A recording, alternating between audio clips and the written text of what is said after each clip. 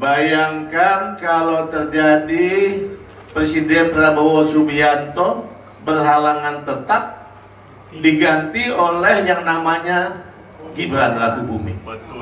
Apa jadinya bangsa ini? Hancur.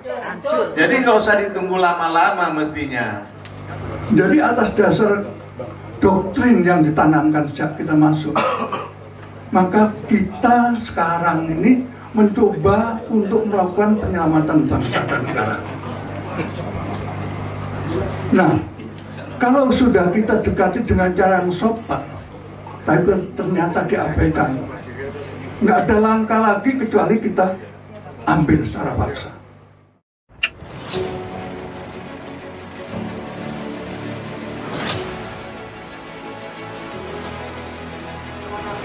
Bapak Ibu yang saya hormati, Bismillahirrahmanirrahim. Assalamualaikum warahmatullahi wabarakatuh. Alhamdulillah, terima kasih atas kehadiran teman-teman sekalian, media gitu ya, telah menghadiri undangan kami sesuai dengan yang tertera di undangan itu.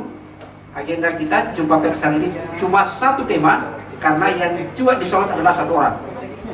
Jadi satu tema dan satu orang gitu ya, kita sorot itu, yaitu adalah merespon kondisi terkini, progres terkini, respon dari DPR terhadap aspirasi dari kita semua, dari warga negara Indonesia yang diwakili, yang kemudian bersurat secara resmi dari Forum Purnawirawan TNI. Itu tanggal 2 Juni 2025, yang harapannya sempat akan kita berharap dibaca di paripurna.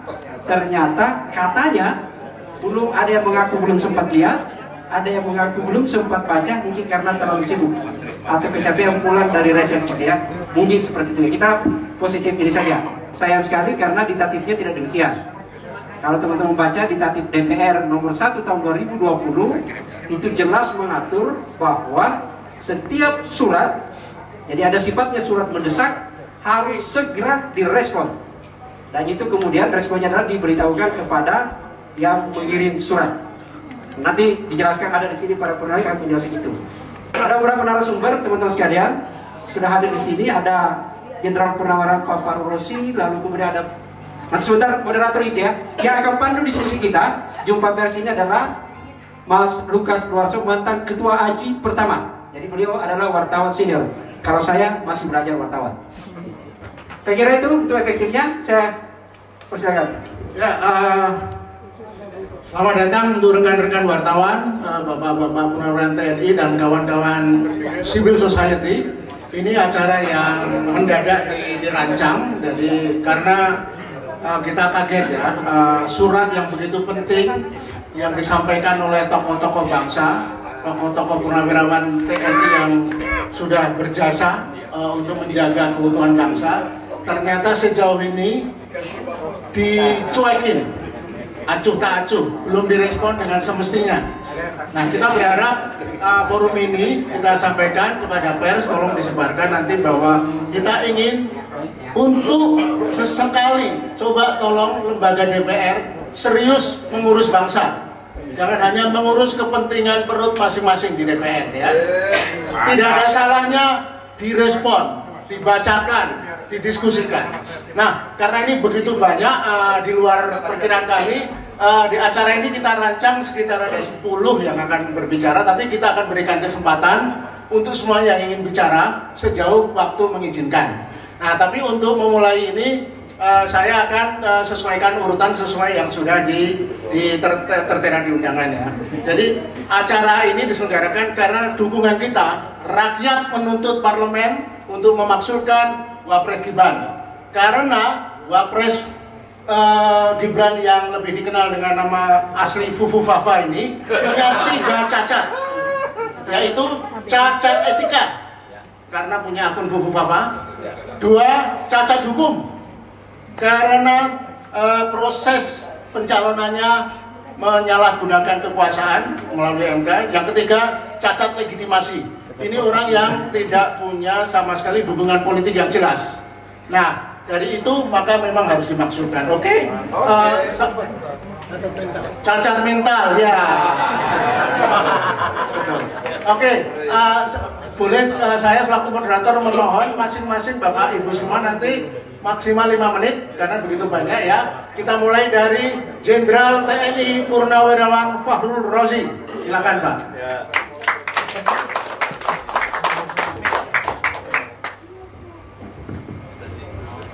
Terima kasih.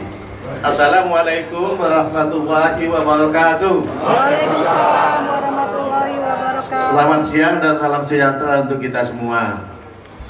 Menyimak apa yang disampaikan teman tadi bahwa DPR sepertinya menganggap enteng, tapi sebetulnya kalau mereka camkan di dalam hatinya, bayangkan kalau terjadi Presiden Prabowo Subianto berhalangan tetap diganti oleh yang namanya Gibran Rakebuming. Apa jadinya bangsa ini? Hancur. Jadi nggak usah ditunggu lama-lama mestinya, karena lama terlambat akan nggak ada gunanya lagi gagal.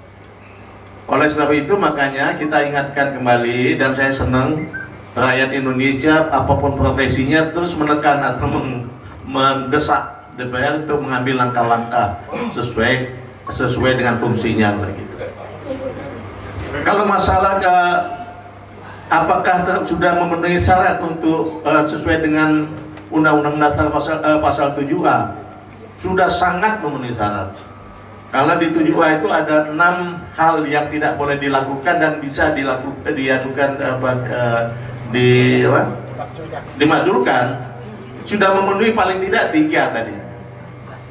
Kalau 6 itu yang disebut secara nyata yaitu 1, dia sudah melakukan hal-hal yang sangat memalukan atau dalam bahasa hukumnya itu disebut hal-hal tercela.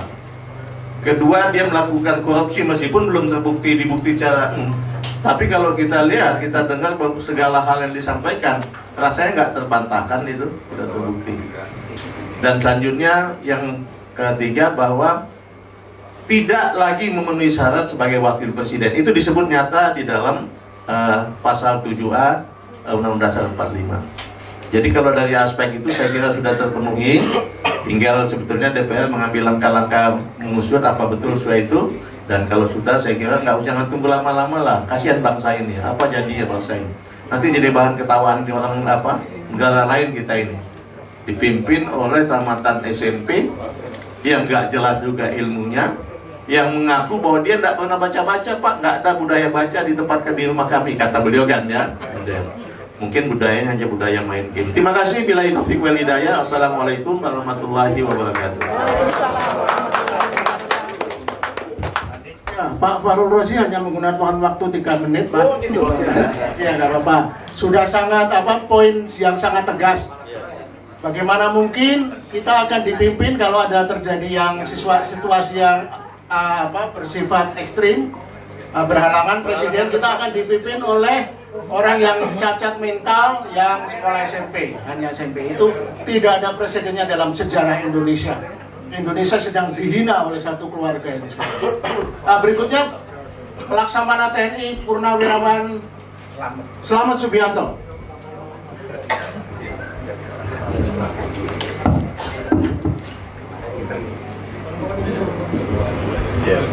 Assalamualaikum warahmatullahi wabarakatuh. Waalaikumsalam warahmatullahi wabarakatuh. Negara kita memang berada di ujung tanduk.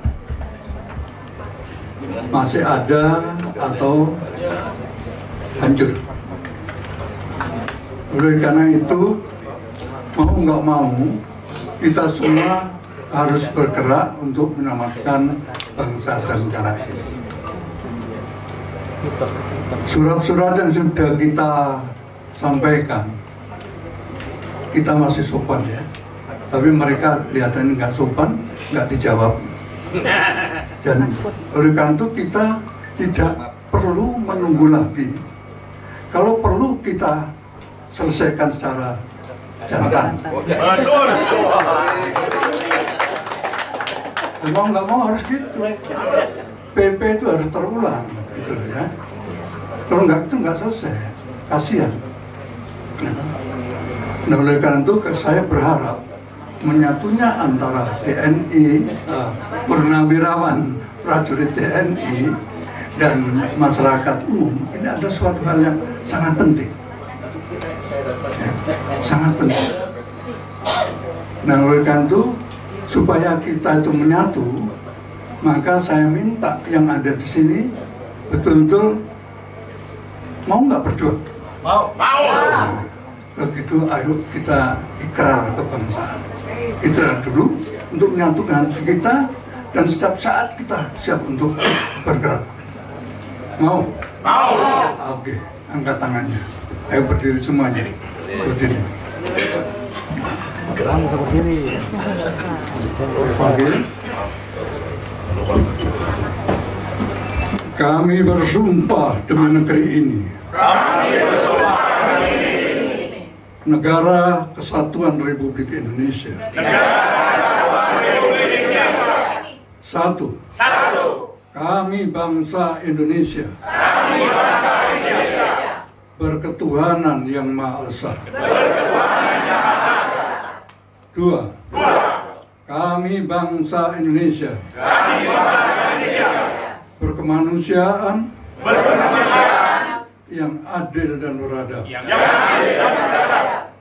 Tiga. Kami bangsa Indonesia. Menjunjung tinggi persatuan dan kesatuan Indonesia. Empat. Kami bangsa Indonesia. Berkerakyatan yang dipimpin oleh hikmat kebijaksanaan dalam permusyawaratan perwakilan. Lima. Kami bangsa Indonesia. Berkeadilan sosial bagi seluruh rakyat Indonesia. Amin. Selesai. Masih ada waktu kan? Ada. Masih Pak, 1 menit. Oke.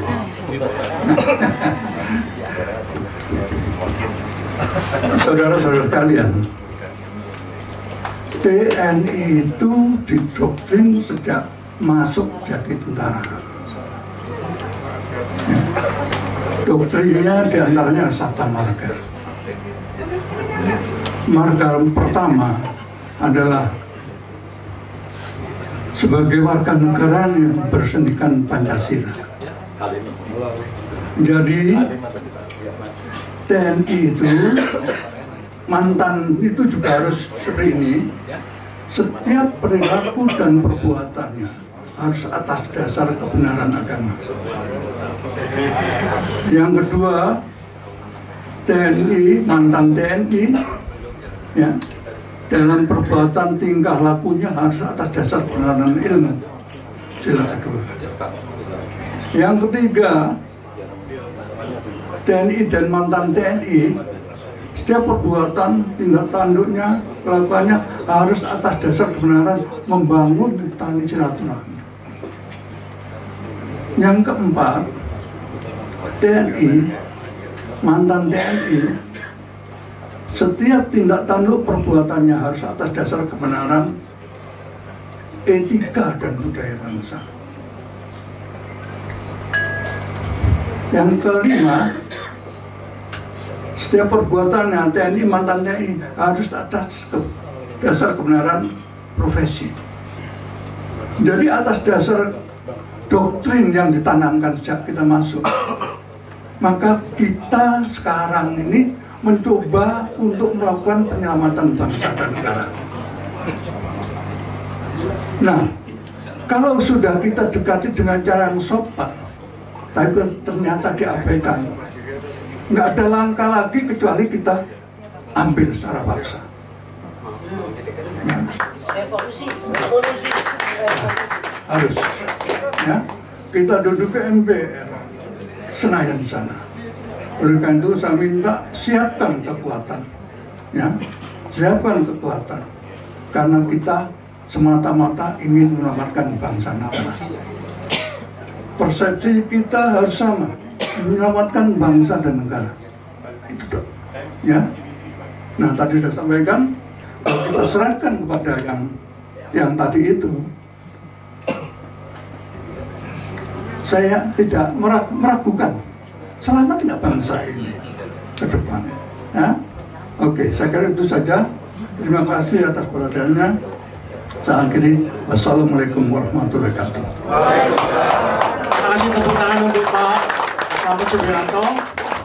Ya, tegas kita rebut Indonesia dari cengkraman mafia geng Solo ya. Yang selanjutnya Pak Marsikal TNI Hanafi Asnan, apakah hadir? Waduh.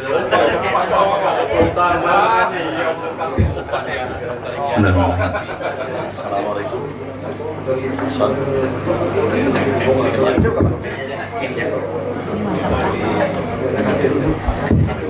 Assalamualaikum warahmatullahi wabarakatuh. Yang kami hormati bapak-bapak, ibu-ibu civil society, para media yang saya banggakan, serta rekan-rekan dari Forum Purnawirawan Prajurit TNI. Pertama-tama sampaikan terima kasih atas waktu ini, alhamdulillah.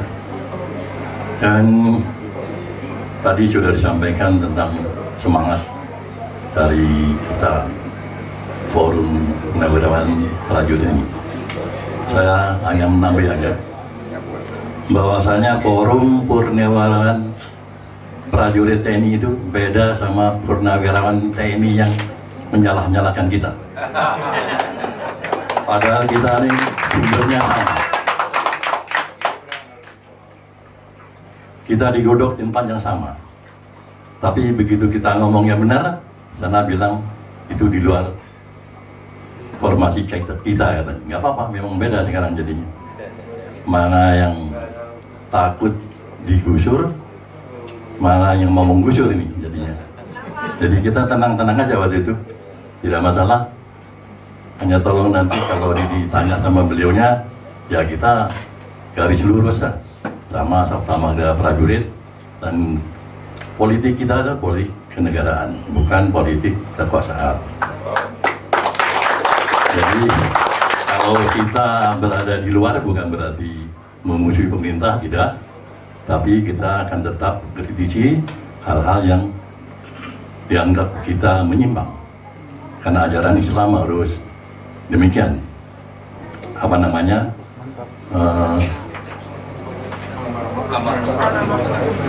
Amar ma'ruf nahi munkar. Kita harus demikian memang. Tidak ada kata-kata yang di luar kemampuan itu kita harus diam, bukan. Kalau memang sudah disampaikan masih belum berhasil, ya kita ulangi lagi. Tetap bersabar, diulang lagi dan diulang lagi. Biasanya kalau diulang-ulang terus, hal-hal yang baik akan diterima dengan baik. Amin. Sebaliknya kita jangan selalu mengulangi hal-hal yang berkurang, yang tidak baik. Jadi kembali lagi bahwa tolong dibedakan, kita Forum Purnawirawan Prajurit TNI, bukan Forum Purnawirawan TNI pada umumnya. Saya berani menyampaikan demikian karena pihak sana menganggap kita di luar formasinya dia. Di luar perjuangan bolehlah, tapi di luar formasi purnawirawan itu yang tidak benar, karena sama-sama purnawirawan. Demikian untuk singkatnya saya sampaikan ketegasan kami Forum Purnawirawan Prajurit TNI. Terima kasih. Assalamualaikum warahmatullahi wabarakatuh. Perlu saya garis bawahi penekanan bahwa purnawirawan yang hadir di sini adalah purnawirawan TNI yang sesungguhnya. Sementara yang purnawirawan yang membela hukum apa adalah purnawirawan abal-abal yang berorientasi politik kekuasaan. Purnawirawan yang hadir di sini purnawirawan yang berorientasi politik kenegarawanan. Ya. Berikutnya kita undang Pak Tejo. Berikutnya Pak Sunarko, Jenderal Sunarko.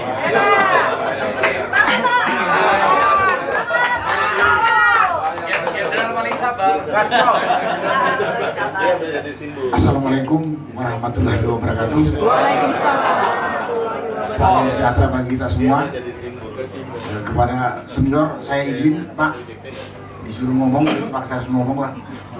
Dan kepada Bapak, Ibu, hadirin sekalian yang saya hormati dan saya muliakan, terima kasih saya diberi kesempatan bicara. Tapi sebetulnya saya lihat senior saya udah ngomong lengkap. Jadi saya cuma mengulang saja. Prajurit TNI aktif maupun yang sudah pensiun, politiknya adalah politik negara. Politik negara itu menjalankan konstitusi tanpa ini, tanpa toleransi atau tanpa belok-belok. Jadi kalau ada yang mengatakan bahwa TNI harus loyal kepada pemerintah, itu tentara abal-abal atau purnawirawan abal-abal. Ya, kami ini menjalankan politik negara sesuai dengan sumpah maupun ilmu yang kita terima dari lembaga pendidikan militer. Ya, karena itu pada kesempatan ini juga mungkin teman-teman wartawan tuh bisa nanya kepada mereka-mereka yang mengatakan kami ini mereka ngomong kami ini orang sakit hati, kami ini orang nggak kebagian, nggak tahu kebagian apa gitu. Ya, bukan itu. Sekali lagi pada kesempatannya saya bukan itu. Itu yang perlu saya tekankan pertama. Yang kedua, khususnya lagi para purnawirawan yang ada di pemerintahan, terutama ya Presiden Prabowo dan menteri-menteri yang ada di situ. Masa nggak mendengar kondisi bangsa yang seperti ini? Padahal informasi saat ini untuk mendapatkannya sangat mudah dan murah. Sangat mudah dan murah. Tapi faktanya pemerintah menjalankan kebijakan-kebijakannya tidak adil. Tidak adil. Nah, ketidakadilan itulah sekarang ini menjadi perhatian kami. Salah satunya.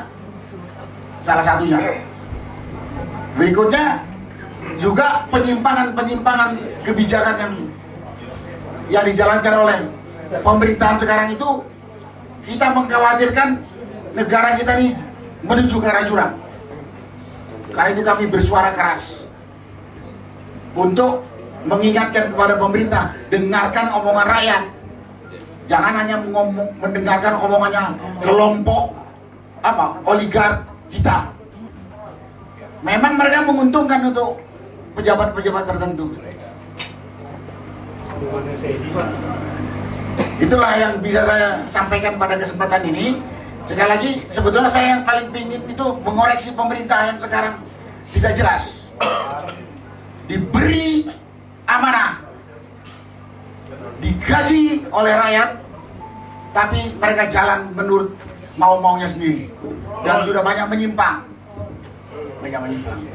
Saya ingat dulu sebelum pelantikan kabinet, sekjennya Gerindra yang namanya Ahmad Muzani, dia akan membentuk, Prabowo akan membentuk jaken kabinet yang isinya para profesional. Sekarang kabinetnya banyak isinya manusia abal-abal. Second kabinet. Kalau saya bilang kabinet orangnya isinya para abal-abal perusak negara ini gitu. Itulah yang sekarang kita, salah satu di antara poin yang kita sampaikan, agar pemerintah ini berjalan lurus sehingga apa yang dicita-citakan oleh pendiri negara ini atau founding father negeri kita ini terlaksana begitu. Itulah yang bisa saya sampaikan pada kesempatan ini. Terima kasih atas kesempatannya. Terima kasih. Wassalamualaikum warahmatullahi wabarakatuh. Tangan untuk Pak Sunarto, dan pesannya sangat jelas. Kekuasaan yang awur-awuran tidak boleh berlanjut, Pak ya. Politik keberlanjutan harus kita hentikan dengan politik hati nurani, politik Indonesia yang berorientasi pada rakyat dan bermartabat. Berikutnya, Jenderal TNI Purnawirawan Tiasno Sudarto berhalangan. Baik, kita beralih ke dari purnawirawan. Sebenarnya yang lain-lain nanti ada waktu, tetapi kita ganti suasana. Sekarang tokoh-tokoh pergerakan sipil. Kita mulai dari budayawan kondang, Mas Eros Jarot.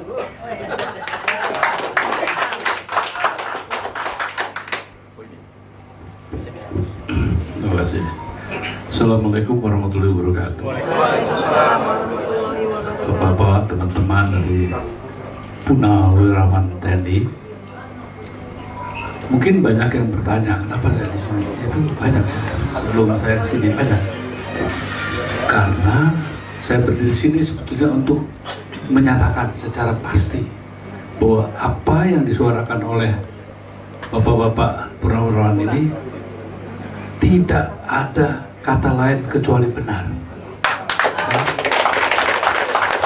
Tadi sudah diuraikan, tapi saya ingin mengulangi lagi bahwa sebetulnya yang kita hadapi ini satu masalah yang sangat serius, yang tidak mungkin saya juga bisa diam saja ketika bapak yang sudah begitu luar biasa menyatakan pendapatnya. Begini, karena apa?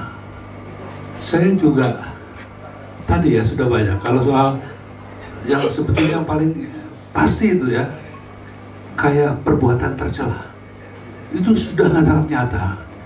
Kalau nggak benar, Roy tangkap saja. Karena beliau yang menjamin saya 99%. Ya toh? Nah, yang saya tidak mengerti kenapa kalau memang dilindungi si Sufu Wafa ini ya, panggil dong dia. Panggil, kalau memang tidak benar, penjarakan. Ya.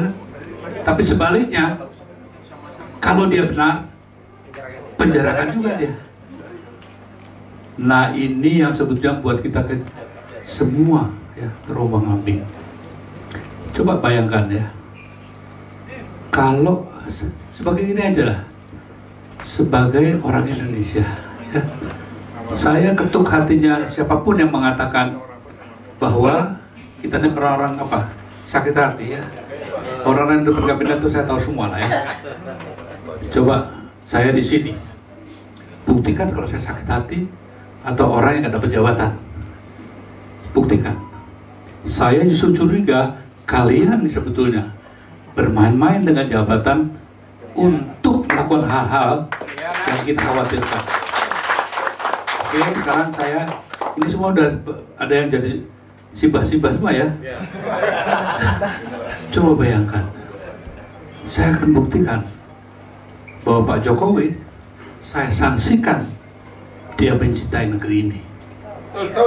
Kalau dia mencintai negeri ini, tidak mungkin seseorang dengan kapasitas yang seperti itu didorong untuk menempati kedudukan yang sangat-sangat menentukan nasib 200 juta orang Indonesia ke depan. Ya. Ya. Yang penting saya cuma garis bawahi ya. Tidak mungkin. Karena apa? Bayangkan tadi sudah masalah SMP, nanti saya ada perbuktian, saya nggak begitu ikut ke sana ya.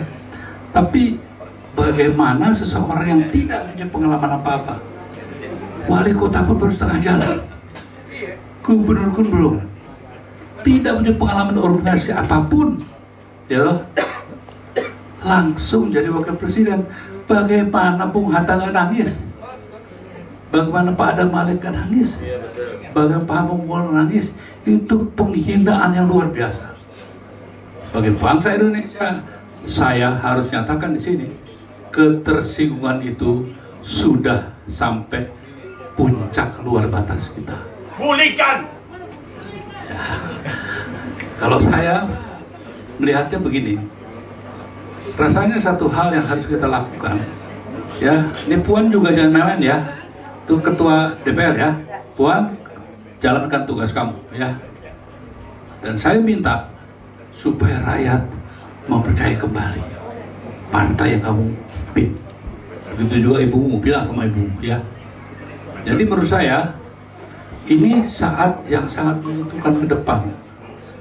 Jadi di sini kita tidak ada kebencian apapun kecuali harus menyelamatkan Indonesia dari jurang kehancuran. Gitu ya. Jadi itu aja. Jadi menurut saya dengan segala apa yang kita katakan ini tidak keinginan sedikit pun untuk melakukan hal-hal di luar garis konstitusi, karena sebetulnya pelanggar konstitusi orang yang sedang kita bicarakan ini. Nah, terakhir saya ingin tutup bahwa semua yang kita lakukan di sini, saya harapkan ya tidak adalah kata-kata hanya menuntut hanya mantan purnawirawan. Setiap orang yang cinta Indonesia, ya, termasuk para menteri dan masuk Prabowo. Ini pesan saya sebagai sahabat. Berterima kasih kepada Jokowi, jangan berlebihan. Ya. Tidak berterima kasih juga jangan. Tapi yang saya minta pada Mas Prabowo satu hal, terima kasihlah kepada rakyatmu yang telah menjadikan kamu presiden. Jadi penutupnya saya minta secara tegas meminta Pak Prabowo dengan bahasa yang mungkin lebih enak, ini aja, jangan lakukan slow motion suicide. Ya, do something. Kalau mau tegak berdiri, singkirkan mereka-mereka yang merusak tatanan negara kita Indonesia. Betul sekali. Tangan untuk Mas Eros ya. Tadi Mas Eros menyinggung soal di sini bukan barisan sakit hati, itu mustahil. Di sini barisan yang sangat sehat. Bapak-bapak, kakek-kakek ini sangat sehat. Dan kita tahu yang sakit siapa yang ada di Solo? Sakit apa? Kudis. Dan anaknya juga tadi cacat mental. Jadi yang di sini pasti sehat walafiat semua. Nah, berikutnya kita persilahkan nih pejuang PIK 2 Muhammad Saididu. Assalamualaikum warahmatullahi wabarakatuh. Terima kasih bapak-bapak purnawirawan prajurit, bukan purnawirawan TNI, purnawirawan prajurit TNI. Kalau di sana purnawirawan TNI aja. Mungkin. Sebagai informasi tadi Pak Tiasno udah datang dari Jogja, tapi ada gangguan kesehatan tidak sampai sini, sangat serius. Jenderal TNI Tiasno Sudarto. Saya ingin menyatakan bahwa menurut saya sedang terjadi pelecehan tanda kutip parlemen terhadap suara rakyat hari ini. Para jenderal, ratusan jenderal yang menyuarakan untuk maksulkan Gibran itu hanya dijadikan gendang sedang menari poco-poco. Politisi sedang menari poco-poco.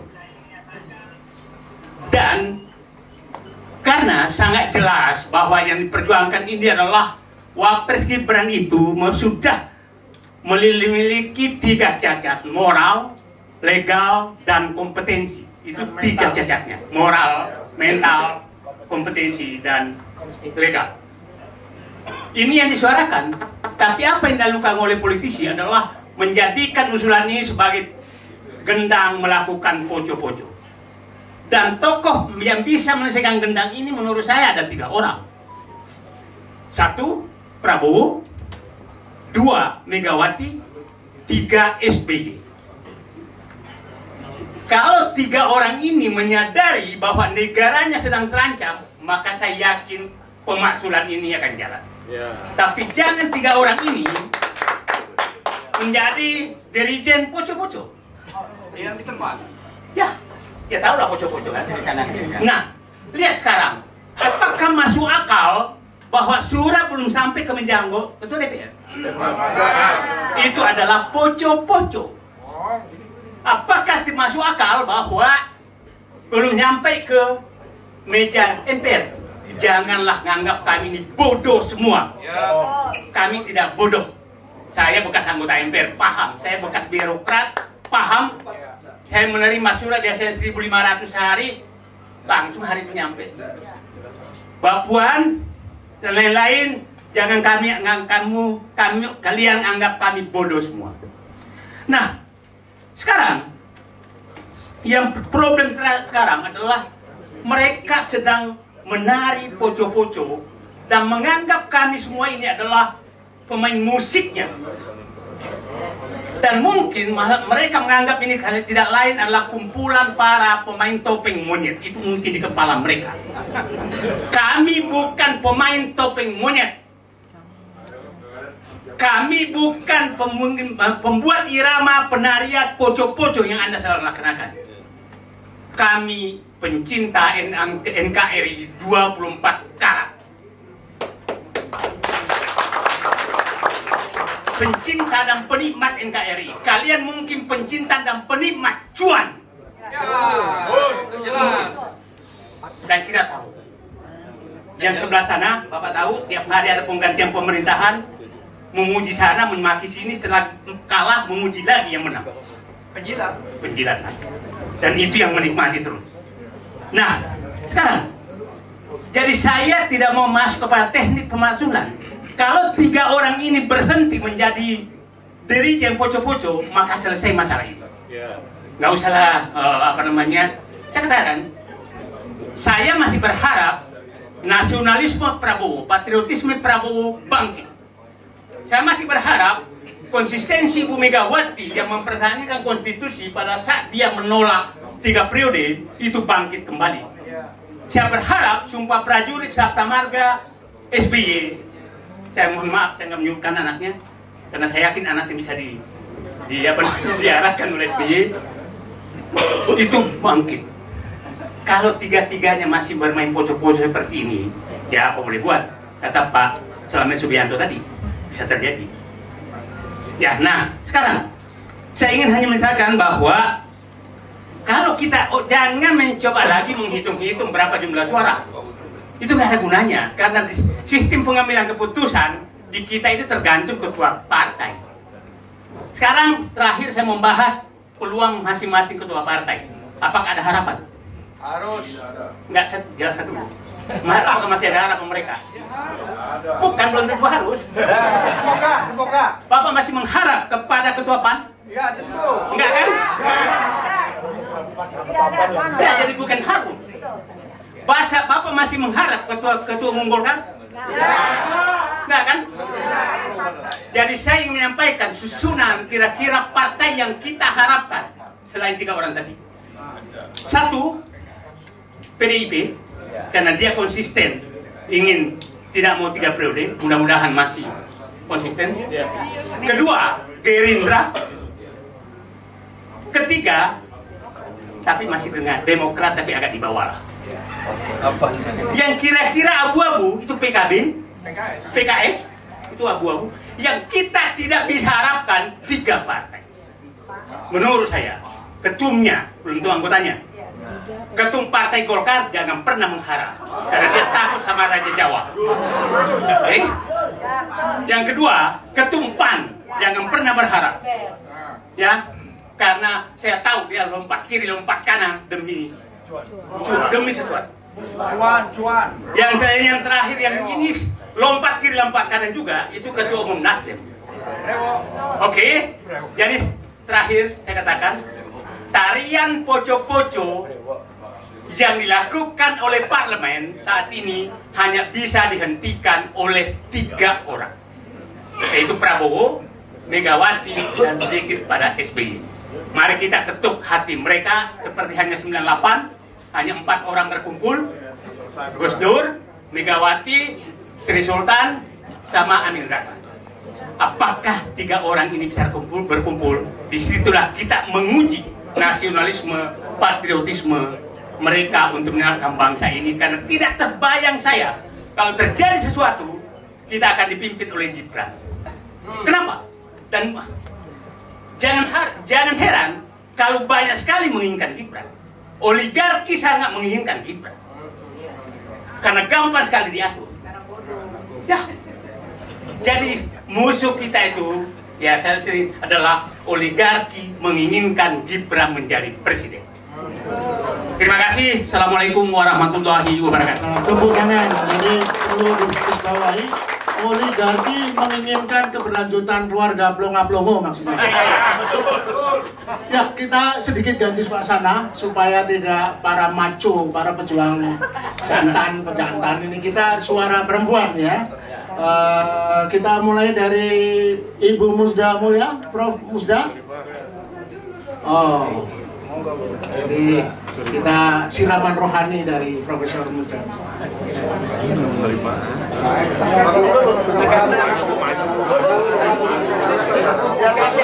Kameranya nggak kelihatan.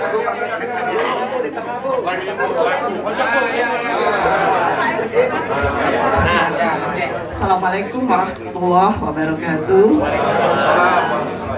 Alhamdulillah kita mengucap syukur kehadiran Tuhan Yang Maha Esa, dan juga kita bergembira bahwa masih ada asa ya, masih ada hope, masih ada harapan untuk kita semua.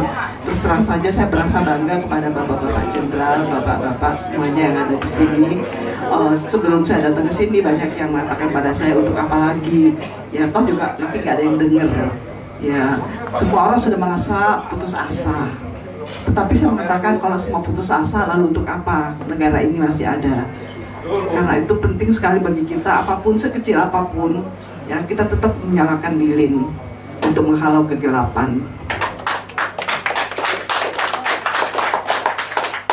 Ya, mudah-mudahan dari hal-hal yang kecil ini hati nurani bangsa kita itu masih mendengar bahwa banyak hal ya. Banyak mengatakan pada saya, kenapa baru sekarang kok kamu mau mengatakan menolak atau memakzulkan Gibran? Kenapa nggak dari awal? Nah, dari awal kita merasa bahwa kita harus mengikuti aturan main pemilu. Semuanya berjalan dengan baik. Tetapi waktu itu sama sekali tidak terduga bahwa orang seperti Gibran akan terpilih. Kita mengatakan nggak mungkin lah.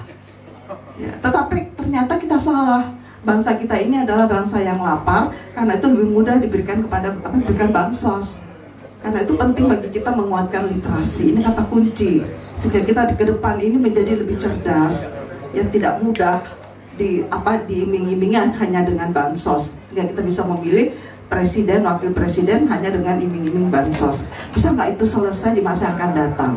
Karena kalau selama masyarakat kita ini lapar, miskin literasi, miskin segala-galanya, kita mudah ditunggangi oleh oligarki. Yang berkuasa adalah oligarki di semua lini, dalam kehidupan ekonomi, kehidupan politik, kehidupan perdagangan, bahkan dalam kehidupan agama juga dikuasai oleh oligarki. Karena para ormas agama juga sudah dikuasai oleh oligarki dengan konsensi tambang. Jadi kita nggak punya kemampuan apa-apa lagi, hampir semua dalam kehidupan kita udah nggak punya harapan. Tetapi saya adalah orang yang selalu punya optimistik, karena itulah kita bisa hidup. Dan agama, terutama dalam Islam, itu mengajarkan kita untuk selalu punya harapan. Karena kalau kita nggak punya harapan, berarti kita sudah tidak ada gunanya lagi hidup. Karena itu saya sangat mendukung ya acara sore hari ini, bahwa kita melakukan sesuatu agar supaya negara kita ke depan itu menjadi lebih baik. Karena kalau bukan sekarang, kapan lagi? Ya mungkin tahun ini belum bisa dimajukan, tapi mungkin tahun depan lah, supaya negara kita tidak terlalu banyak kerugian. Rugi. Oke, minggu depan juga boleh, itu negara kita ini udah rugi di mana-mana. Yang penting adalah usaha dari kita semuanya, dan kita semua bersatu. Apa yang kita lakukan ini bukan karena materi, bukan karena apa-apa, tapi demi Indonesia tercinta. Itu aja. Terima kasih banyak. Assalamualaikum warahmatullahi wabarakatuh. Pertama untuk Ibu Musda Mulya. Ya, kita kembali suara lembut dulu. Kita undang Ibu Rostin Ilyas. Ya, ini pegiat perempuan. Makjul Kak.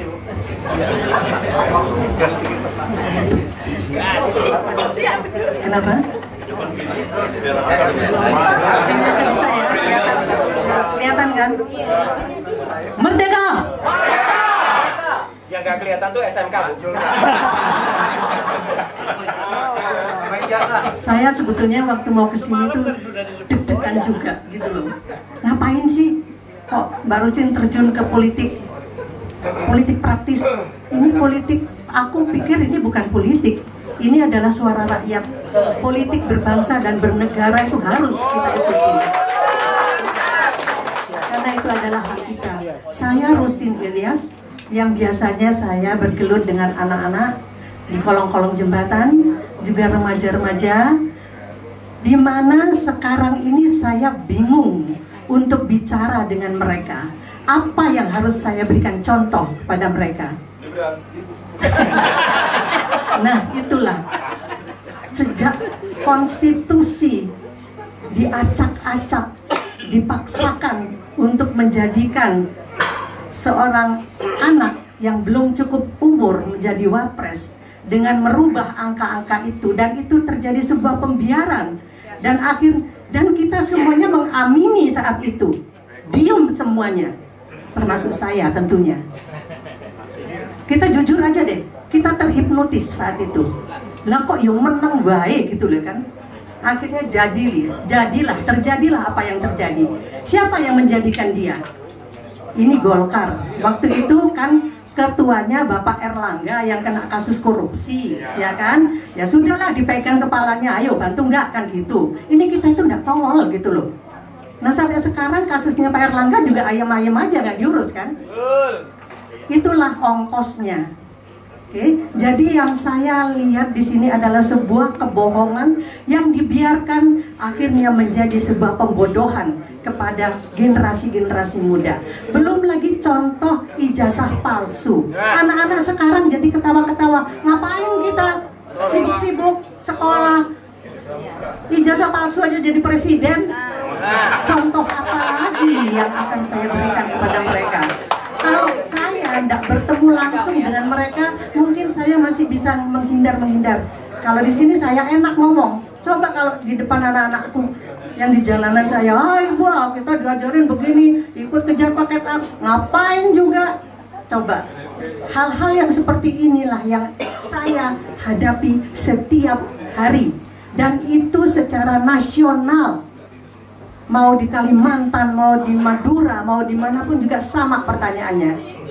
Kok bisa? Kok bisa? Nah akhirnya mereka belajar menjadi tidak jujur. Dosa siapa ini semua? Dosa kita. Hei, dosa kita. Kita nggak berdosa, Jokowi yang berdosa. Kita dosa karena kita diem Pak waktu itu.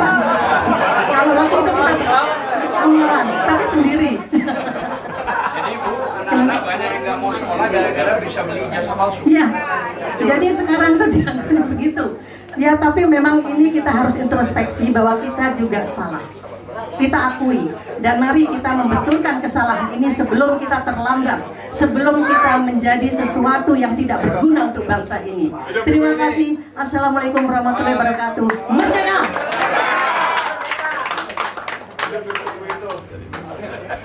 Ya, sekarang kita kembali urutan kacang ya, yang di depan ini kita selesaikan dulu. Ada Pak Surito, tokoh yang malang melintang di dunia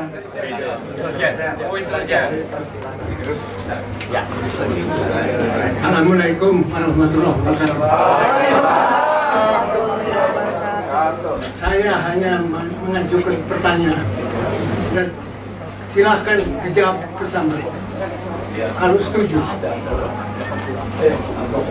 yaitu kenapa masih mengharapkan DPR untuk merespon surat ini. Mantap, itu bagus. Mantap. Kita sudah tahu DPR itu sejak zaman Orde Lama sampai Orde Baru sampai reformasi brengsek semua. Jadi jangan harapkan DPR melakukan inisiatif perubahan untuk mengambil tindakan-tindakan yang seperti pemakzulan yang wakil ketua DPR, wakil ketua presiden. Jadi oleh karena itu saya usulkan agar supaya ini kita berkumpul adalah tekad kita bersama seperti tadi Pak Slamet Subianto katakan, yaitu proklamasi Juli 2, proklamasi untuk melakukan perubahan. Proklamasi karena apa? Karena sejak reformasi 7 presiden tetap status quo, dan yang ke-8 saya nggak tahu apa tetap status quo. Jadi inilah yang tantangan buat kita yang lebih besar. Kalau kita berani merombak ini semua, berani kita melakukan perubahan, rakyat. Maka harapan rakyat untuk diselamatkan, terutama generasi yang akan datang, bisa lebih aman dan lebih sejahtera dan mempunyai identitas dan integritas yang bisa kita andalkan. Saya kira itu yang saya bisa sampaikan. Assalamualaikum warahmatullahi wabarakatuh. Pak Suripto, saya boleh bantu jawab ya. Apakah kita berharap dengan DPR? Tidak. Forum ini adalah peringatan untuk DPR. Kalau dalam minggu nggak dijawab, kita akan bergerak terus. Berikutnya, coba kita sedikit beralih ke agak teknis ya. Ini ada pakar hukum tata negara katanya, Bung Refdy Harun. Yang bilang katanya itu kurang ajar ini. Ini ijazah asli UGM ini. Mantan ketua BEM juga. Bukan silva agama. Assalamualaikum warahmatullahi wabarakatuh. Jadi kawan-kawan sekalian, ini agak teknis sedikit. Sebenarnya ada dua pintu untuk menggantikan Gibran yang kita lupa. Pintu pertama itu pemberhentian, itulah impeachment namanya. Tapi pintu kedua, dengan sukarela dia bisa mengundurkan diri at any time. Ya kan mengundurkan diri itu kan bisa dipaksa. Kan judulnya itu mengundurkan diri itu by constitution, tetapi mekanismenya kemudian apakah kemudian demo di depan MPR dan lain sebagainya. Karena saya ingin mewadahi apa yang disampaikan tadi bahwa katanya sudah bukan lobby, sudah menyampaikan surat ke MPR, DPD dan lain sebagainya. Nah itu dianggap upaya untuk membuat Gibran mengundurkan diri. Mudah-mudahan begitu. Ya. Kalau kita bicara pintu pemberhentian ya memang harus DPR, mau tidak mau. Jadi kawan-kawan semua, ibu-ibu dan bapak sekalian, ada 3 pintu besar untuk pemberhentian. 1, pelanggaran hukum berat berupa pengkhianatan terhadap negara, suap, korupsi, tindak pidana berat lainnya. Yang kedua, perbuatan tercela, dan yang ketiga tidak lagi memenuhi syarat sebagai presiden dan atau wakil presiden. Dalam observasi saya, mudah-mudahan saya tidak keliru, Gibran mudah-mudahan memenuhi 6 pintu ini. 6. Jadi kalau tadi Pak Jenderal bilang 3, saya observasi 6. Pertama, kalau benar bahwa putusan MK itu didapatkan dari hasil kolusi, ya kan? Maka bukan tidak mungkin itu pintu untuk pemakzulan juga. Betul. Apakah masuk perbuatan tercela, ataukah masuk bagian dari konspirasi dan lain sebagainya. Kita tidak bicara lagi mengenai yang namanya pemilu. Pemilu sudah selesai dengan pelantikan presiden dan wakil presiden. Tapi kita bicara pintu impeachment atau pemberhentian. Itu 1. Yang kedua, kalau benar sinyalemen bahwa putra-putri Jokowi menerima uang suap paling tidak 100 miliar kurang dari sebuah kartel bisnis misalnya, maka itu pun masuk pintu untuk perbuatan pelanggaran hukum berat. Kedua ya. Yang ketiga, kalau benar Fufu Fafa itu milik Gibran Rakabuming Raka, benar. Dan kemudian yang benar kan bilang Lukas yang bilang. Tapi Roy Suryo bilang 99,9% benar, maka itu masuk kategori perbuatan tercela. Kenapa perbuatan tercelanya dulu dan sekarang? Dulu karena kontennya, sekarang karena sebagai wakil presiden dia tidak pernah mengakui itu. Dia kan mengatakan takon sing duwe katanya. Artinya secara eksplisit dia mengatakan bukan punya saya. Tapi kalau bisa dibuktikan sebaliknya, dia sudah melakukan kebohongan publik. Oke? Maka itu adalah perbuatan tercela. Itu 3 pintu. Pintu berikutnya adalah syarat presiden itu adalah mampu secara jasmani dan rohani untuk menjadi presiden dan atau wakil presiden. Kalau kita bisa melihat bahwa ini orang sesungguhnya tidak mampu, terutama secara rohani, non fisik sifatnya, maka itu pun sebenarnya kita bisa mengatakan dia eligible untuk impeachment. Oke. Berikutnya lagi adalah soal yang terkait dengan 2 terakhir ya, sudah 4 saya sebutkan. Soal ijazah. Ini kata Mas Roy Suryo juga, biar Mas Roy Suryo yang ditangkap ya. Gibran ini tidak pernah menyelesaikan studi SMA. Dia tidak punya ijazah SMA. Apalagi Mas Roy bilang confirm. Kalau memang dia tidak punya ijazah SMA, maka itu harusnya di-impeach. Karena syarat untuk menjadi presiden dan atau wakil presiden unfortunately masih minimal SMA. Kalau SMA saja dia tidak punya, maka itu bisa di-impeach. Saya bicara tentang syarat atau prosedur formalnya. Nah, terakhir yang saya ingin share juga adalah ini spekulasi publik yang sudah ada di mana-mana, walaupun sebenarnya kita nggak punya bukti. Nah, banyak isu yang mengatakan demikian kan, bahwa yang bersangkutan suka ini juga suka ngomong-ngomong kan begitu. Nah, itu juga jadi 6 pintu itu menurut saya sangat beralasan untuk memberhentikan Gibran Rakabuming Raka. Selain tadi upaya civil society, kalau seandainya ada yang namanya people power untuk meminta Gibran mundur atau dimundurkan. Wassalamualaikum warahmatullahi wabarakatuh. Ya, karena Bung Refli Harun menyebut-nyebut Fufu Papa. Nah, ini ada pakar, tak terbantahkan, pakar Fufu Papa, pamannya. Silakan Bung Roy Suryo. Nah, ini Bang Roy. Keren cadas. Bismillahirrahmanirrahim. Assalamualaikum warahmatullahi wabarakatuh. Pertama-tama tadi ada yang juga yang sempat bilang, wah Mas Roy main maksulkan juga. Mohon maaf, bapak-bapak yang terhormat, saya terpaksa bocorkan sedikit. Saya ikut pertemuan dengan jenderal-jenderal purnawirawan dan para laksamana, para marskal ini sudah lama. Banyak pertemuan di Taman Mini, di Balai Sarbini, tanggal 17 April. Saya juga ikut waktu di Jakarta Utara, bahkan jadi pembicara di sana. Kemudian waktu di Bandung, ada dukungan dari Purnawirawan Bandung. Ketika Pak Tiasno dengan Pak Sofyan ada di Jogja, saya juga ada di Jogja. Jadi saya memang selalu membersamai gerakan dari para bapak-bapak purnawirawan TNI, prajurit purnawirawan TNI yang memang sudah terbukti berjasa bagi Republik ini. Itu yang pertama. Yang kedua, soal Fufu Fafa. Ya, clear.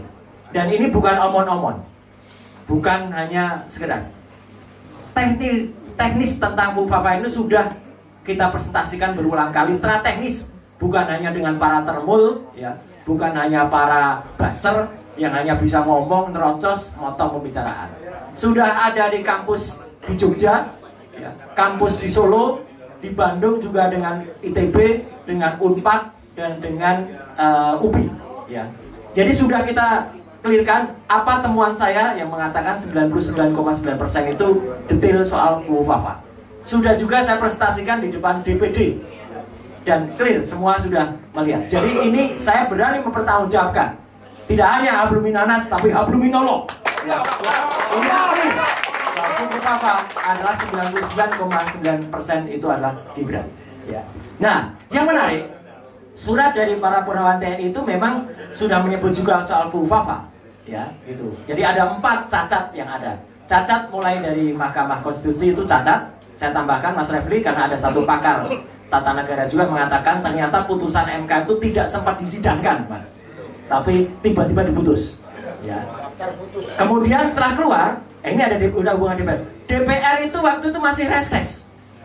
Tidak bisa kemudian KPU itu mengeluarkan tanpa mengganti PKPU-nya. Jadi ini cacat. Tidak bisa peraturan KPU itu keluar sebelum diresahkan oleh DPR. Dan DPR itu resesnya setelah selesai masa waktu dari penentuan KPU. Jadi itu sebenarnya cacat lagi. Nah, kemudian dari surat itu jelas soal Fufu Fafa juga disebut. Kemudian soal ketidakmampuan dia dan ketidakkompetenan dia. Kemudian soal korupsi yang ada. Jadi bapak-bapak sekalian, saya tambahkan satu lagi. Kalau memang kemarin dikatakan bahwa itu kan sebulan dia dilantik. Tidak, setidaknya ada 2 teman-teman semua. Saya pernah bongkar, tapi waktu itu saya langsung dikriminalisasi, langsung dilaporkan ke Barreskrim, tapi alhamdulillah nggak jalan. Fufu Fafa itu, Gibran tuh berbuat curang pada saat debat capres. Clear banget, dia menggunakan alat bantu berupa headset, dan dia dipandu dari orang-orang yang ada di belakang. Curang. Tapi tidak mampu orang-orang itu untuk kemudian memeriksa. Padahal saya sudah bilang geledah dia, karena dia menggunakan jaket yang tinggi itu kayak gini. Itu di sininya ada yang namanya wearing earphone itu. Ada clear banget dan itu nampak sekali bagaimana panduan dia. Dan yang paling baru Bapak dan Ibu sekalian, tanggal 4 Juni yang lalu, jadi ini setelah surat itu masuk, dan itu dia sudah menjadi wapres. Dia terciduk dan itu confirm akun Instagram dia resmi Gibran Rakabuming itu memfollow judi online, clear, dan sudah di konfirmasi oleh Setpapres. Setpapres dengan santainya mengatakan, Bapak-bapak dan Ibu sekalian, sudah unfollow kok. Barusan sudah unfollow. Dan dia tidak hanya 1 akun judi online, 3 akun judi online. Jadi ini sangat-sangat fatal menurut saya. Jadi Bapak dan Ibu, kita juga mengatakan, maka dia ini kehilangan etika, jadi dia harus cari-cari etika dia sendiri Bapak dan Ibu. Nah ini dia cari-cari etikanya sendiri. Nah ini pun juga termasuk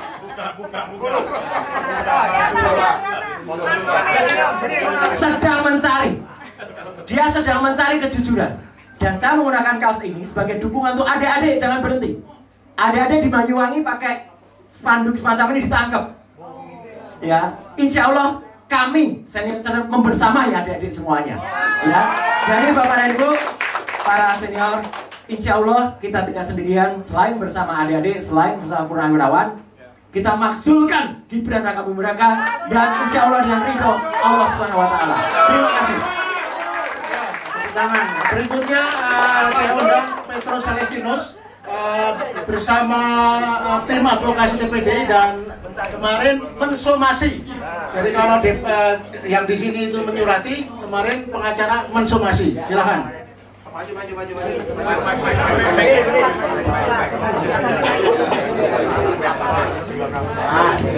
Assalamualaikum warahmatullahi wabarakatuh. Selamat sore. Sebagai advokat, kami mendukung gerakan ini untuk melengsarkan Gibran. Mantap. Saya cerita sedikit, tanggal 10 Oktober 2024, atas nama advokat ini kami sekitar 30 advokat mendatangi MPR meminta supaya tanggal 20 Oktober 2024 Gibran tidak dilantik. Kenapa tidak dilantik? Karena dia berada dalam posisi perhalangan tetap akibat putusan Mahkamah Konstitusi nomor 90 dan putusan MK yang memberi sanksi kepada 9 hakim konstitusi akibat melanggar hukum acara di dalam persidangan perkara 90 itu. Pelanggaran hukum acara terhadap proses perkara 90 itu berakibat putusan hakim konstitusi tidak sah, hakim konstitusi diberi sanksi administratif dan dipidana, dan perkara harus disidangkan kembali. Tetapi yang terjadi apa? Yang terjadi hanya 9 hakim konstitusi disanksi administrasi berupa pemberhentian Anwar Usman, sedangkan 8 hakim konstitusi lainnya diberi peringatan tertulis dan peringatan lisan oleh Majelis Kehormatan Mahkamah Konstitusi. Begitu juga komisioner KPU telah meloloskan Gibran pada saat dia masih berumur 35 tahun atas upaya Bung Tendri dan kawan-kawan dari PDIP. 7 komisioner KPU diberi sanksi oleh DKPP dengan sanksi teguran. Ya, artinya semua pelaku dalam pelanggaran yang membuat putusan hakim konstitusi di MK itu tidak sah sudah dihukum. Kenapa tidak ke Gibran juga sebagai akibat dari putusan itu? Sehingga kami menempatkan Gibran dalam posisi berhalangan tetap. Menurut Undang-Undang Pemilu pasal 427, dia menyatakan begini: MPR berwenang melantik presiden dan wakil presiden terpilih. Dalam hal wakil presiden terpilih berhalangan tetap, maka MPR melantik presiden terpilih, calon presiden terpilih menjadi presiden. Artinya seharusnya tanggal 20 Oktober itu, kalau MPR ini masih punya mata dan telinga dan hati nurani, dia harusnya menyerap aspirasi masyarakat yang mulai muncul sejak proses perkara 90, 91, 92, 93, 94, 95 yang substansinya sama, tapi perkara yang lain itu ditolak, hanya perkara Gibran yang dikabulkan. Dan masyarakat berontak. Pemberontakan itu termasuk sampai hari ini kita berkumpul. Tetapi kita dibutakan oleh sikap MPR. Mereka abaikan aspirasi masyarakat dan mereka tetap melantik Gibran dalam posisi dia berhalangan tetap yang seharusnya tidak boleh dilantik. Makanya tadi jam 11 tadi kami advokat sepatu miring, advokat trotoar, ya kami ini dicap advokat trotoar karena kami dilayani di trotoar baik di MPR maupun di Wapres tadi. Kami sampaikan somasi kepada Gibran supaya dalam tempo 7 hari sejak hari ini mundur dari kedudukannya sebagai Wapres. Dalam tempo 7 hari tidak mundur, maka koalisi masyarakat kita semua ini akan rame-rame datang ke MPR supaya agendakan dalam suatu sidang nanti. Syukur-syukur Agustus ini sidang agendakan didiskualifikasi dari jabatan wakil presiden. Ya, karena temanya hukum, saya undang Pak Dwi Cahyo, mantan Hakim Agung.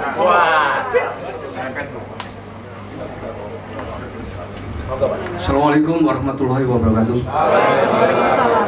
Yang terhormat Bapak-Bapak sekalian dan awak media, saya ingin menyampaikan yang berkaitan dengan putusan MK itu, terutama itu yang paling penting.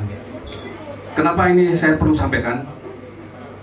Karena kami dari FPP TNI sudah mengkaji putusan MK dari putusan yang dikeluarkan nomor 90 dan putusan MK itu cacat hukum. Karena apa? Di dalam putusan MK di mana harusnya majelis MK mempertimbangkan secara komprehensif seluruh yang berkaitan dengan masalah untuk memecat pamannya si Anwar Usman, ya, sehingga tidak dipecat karena tidak mempertimbangkan secara komprehensif undang-undang yang harusnya menjadi pertimbangan majelis MK. Di dalam Undang-Undang nomor 48 tahun 2009, Undang-Undang Kekuasaan Kehakiman, kemudian dengan Undang-Undang MK nomor 7 tahun 2000, kalau salah saya sebutkan,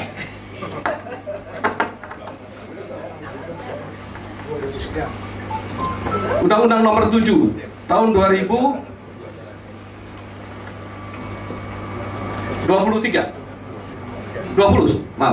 Undang-Undang nomor 7 tahun 2020, Undang-Undang MK, semua mengatur bagaimana ketika terjadi penyimpangan terhadap seorang hakim yang ada hubungan semenda terhadap salah satu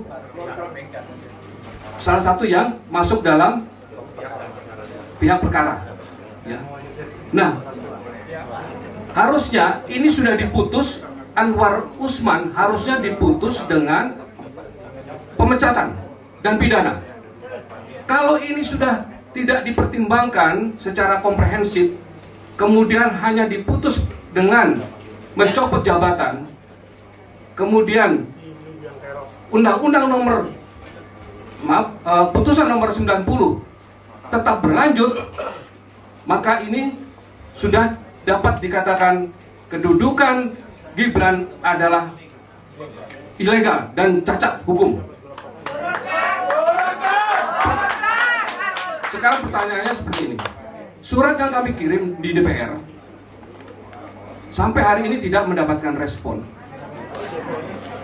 Ada satu pertanyaan. DPR memang tidak mau atau mengabaikan surat kami dari FPP TNI, atau DPR takut berhadapan dengan kami dari Forum Purnawirawan Prajurit TNI ini? Takut. Ya. Kalau memang DPR berani dan perlu penjelasan lebih detail, undang kami. Kami akan berdebat habis-habisan soal putusan MK itu. Dan saya siap untuk berhadapan dengan mereka. Siapapun. Kemudian yang kedua, soal pupuk apa? Kami sudah rapat dengan Mas Roy pada waktu itu. Saya tanya kepada Mas Roy, siap menjadi saksi ketika nanti kita RDP? Siap. Alhamdulillah kalau Mas Roy siap. Karena beliau sudah mengantongi bukti-bukti 99,9% kebenarannya itu. Jadi beliau sudah siap untuk menjadi saksi ahli di RDP nanti. Kemudian yang ketiga adalah masalah soal korupsi yang sudah pernah diungkap oleh Ubaidillah. Ya, itu pun juga sudah kami pelajari. Ya, dari FPP TNI sudah mempelajari apa yang berkas-berkas yang sudah diberikan oleh Ubaidillah. Dan kami pun juga sudah mengundang beliau pada waktu itu. Di situ ada diskusi. Kemudian KPK, ini bener nggak nih KPK ini? Untuk membuktikan bahwa ada satu aliran dana. Kemudian Ubaidillah disuruh minta bukti ke PPATK. Harusnya bukan Ubaidillah yang meminta itu, KPK yang meminta itu. Untuk mendapatkan aliran dana, bukan Ubaidillah yang harus meminta ke sana, tetapi KPK yang harusnya minta ke PPATK. Nah, disitulah yang perlu kita kaji, dan saya sudah sampaikan kepada Ubaidillah pada waktu itu, ada Mas Roy juga. Ayo, kita datangi lagi KPK, kita selesaikan masalah ini sampai tuntas. Sekali lagi, saya mohon dukungan, terutama dari awak media, untuk terus memberitakan tentang pemakzulan ini. Terima kasih. Assalamualaikum warahmatullahi wabarakatuh. Terima kasih. Assalamualaikum warahmatullahi wabarakatuh. Ya, azan kan. Ya, kebetulan terima kasih kepada para jenderal yang hadir di sini dan para tokoh. Jadi ada dua hal yang tidak bisa dibantah dalam hal ini soal Gibran. Yang pertama tadi sudah dijelaskan, hanya tambahannya saya perlu sampaikan bahwa di putusan 90 itu tidak pernah Gibran dihadirkan dan diperiksa di Mahkamah Konstitusi. Itu fatal. Dan ya, harus itu. Dan yang kedua, PKPU itu sampai detik ini usia syarat presiden dan wakil presiden itu 40. Ingat, Gibran dihadirkan dan dipaksa untuk jadi usia 36. Dan ini bukan cuma mencatat sejarah di dunia, ya. Ini bahaya sekali ini kalau sudah konstitusi begini dianggap tidak ada dan diatur dengan pesanan seenaknya sendiri. Kalau begini, jangan harap negeri kita ini bisa berhasil. Apalagi kelompok-kelompok rakyat. Di pasal 1 ayat 2 jelas Undang-Undang Dasar mengatakan bahwa daulat negeri ini ada di tangan rakyat. Di ayat 3-nya, Panglima adalah hukum. Semua sudah ditutup ini oleh kepentingan oligarki dan kepentingan penguasa. Saya kira itu aja. Terima kasih. Assalamualaikum warahmatullahi wabarakatuh. Berikutnya kita dengarkan ceramah dari Bung Marwan Batubara. Ya, makasih Mas Lukas. Bismillahirrahmanirrahim. Assalamualaikum warahmatullahi wabarakatuh. Ada beberapa hal, saya kira kalau bicara pemakzulan, isunya itu adalah isu hukum dan politik. Nah, bicara hukum, sebetulnya deliknya sudah lebih dari cukup. Jadi sudah tadi sebut 6 atau berapa, satu aja sudah cukup sebetulnya. Jadi karena itu kita tidak terlalu tertarik lah, kita sudah tahu tadi juga barusan disebutkan tentang negara hukum. Jadi sekarang kita bicara masalah politik. Yang sebelum dilantik Gibran itu yang berkuasa adalah bapaknya. Yang dipakai adalah politik kekuasaan. Jadi kalau sudah politik kekuasaan, apa saja diterabas. Nah, sekarang presiden sudah berganti. Mestinya Prabowo itu tidak menggunakan pendekatan politik kekuasaan. Maka kita minta Pak Prabowo itu untuk kembali menegakkan hukum. Terserah itu harus berhadapan dengan Jokowi. Itu satu hal. Kemudian yang kedua, delik-delik terkait Gibran sebetulnya bisa saja, dan saya yakin Pak Prabowo itu sebelum mencalonkan dengan Gibran belum paham tentang Fufu Fafa, belum paham tentang bahwa dia dihina sebetulnya oleh Fufu Fafa. Jadi karena itu sangat relevan bagi Prabowo untuk mendukung proses pemakzulan itu. Nah, yang ketiga, poin yang penting adalah bahwa kalau bicara DPR, termasuk eksekutif seperti Prabowo, ya kan beliau ini ketua Gerindra. Jadi pendekatan politik itu tetap harus menggunakan dasar-dasar hukum. Karena itu kita mengetuk hati Pak Prabowo yang sudah ada hate speech oleh Gibran, itu justru untuk memulai bagaimana pemakzulan ini bisa terjadi segera. Kemudian yang kedua, kita tuntut partai yang memang bukan koalisi di pemerintah seperti PDIP. Kalau dibilang belum terima surat, sebetulnya bagi DPR, partai-partai itu, kalau aspirasi sudah berkembang, sudah sedemikian kuat, tinggi, dan besar, tanpa surat pun, ya, mereka itu harusnya sudah tanggap untuk segera melakukan proses. Karena itu, saya berharap ada Prabowo di depan yang sudah dihina oleh Fufu Fafa, dan itu terjadi setelah Pilpres. Yang kedua ada PDIP, kemudian ada partai yang menjadikan moral sebagai dasarnya seperti PKS misalnya. Ya, jadi karena itu saya berharap hanya beberapa partai saja yang memulai, itu sudah lebih dari cukup untuk nanti masalah hukum yang akan diuji di MK itu bisa selesai dalam waktu singkat. Jadi mari kita pertama meminta Prabowo, mulailah bahwa Anda pemimpin partai pemenang pemilu, Anda tidak lagi menggunakan politik kekuasaan seperti Jokowi. Mulailah proses pemakzulan ini dari partai Anda dan partai-partai yang saya sebut tadi. Terima kasih. Assalamualaikum warahmatullahi wabarakatuh. Demikian tadi siraman rohani khusus untuk Pak Prabowo, ya, agar terbuka pemikiran politiknya menjadi presiden yang sadar.